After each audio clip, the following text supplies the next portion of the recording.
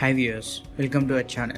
In this video, I will give you a small introduction about coning of wheels and tilting of rails, also importance, advantages and disadvantages. Don't skip the video, watch till the end. Let's start.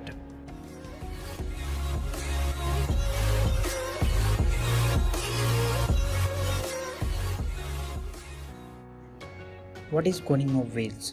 Before we go into the topic, we have to know some important parts of this railway system.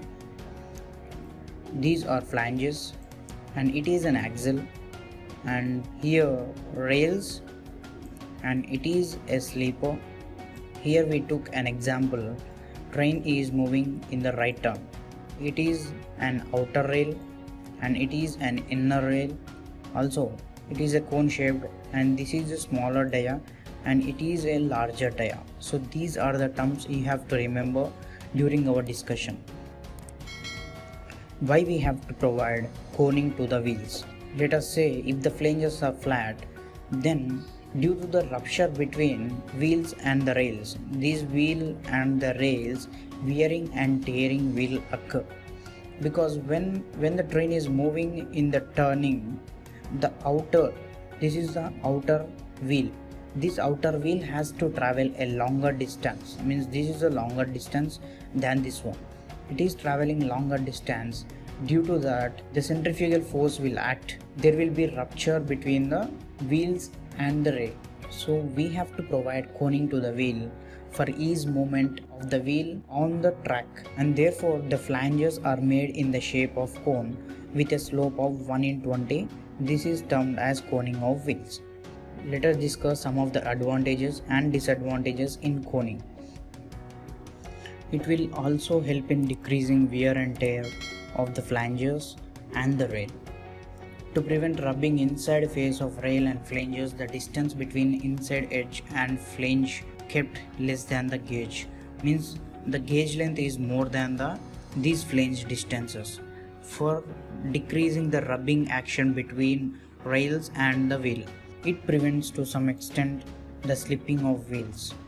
And next, we have discussed this one, the greater distance than the inner wheels. The outer wheel covers more distance than the inner wheels, and it enhances without any adverse effects. Next, disadvantages. The pressure on the horizontal component of force near the inner edge of outer rail has a tendency to wear the rail quickly, means when the outer wheel is traveling along the outer rail, then there will be a horizontal force which acts at the inner face of this wheel. So that's why there will be wearing and tearing happens. So due to this horizontal component, there are high chances of widening the gauge also.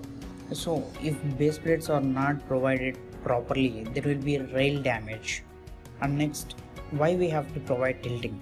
There will be some disadvantages in the coning of wheels.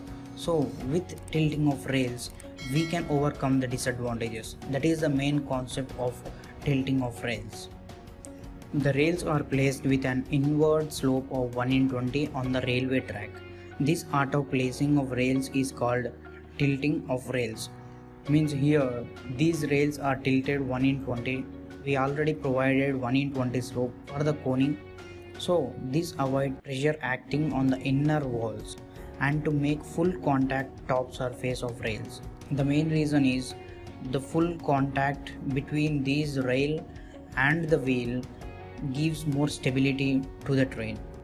Okay, the advantages of tilting of rails is the wear of rail head is uniform, the life of rail and sleeper will increase, and next, gauge can be properly maintained. So these are the importance of tilting of rails. In this way we have to provide coning of wheels, and with providing coning of wheels we get some disadvantages. To overcome that disadvantages, we have to tilt the rails. So these are one related to each other. So if you find anything useful in this video, like our video and don't forget to subscribe my channel. Also click the bell icon.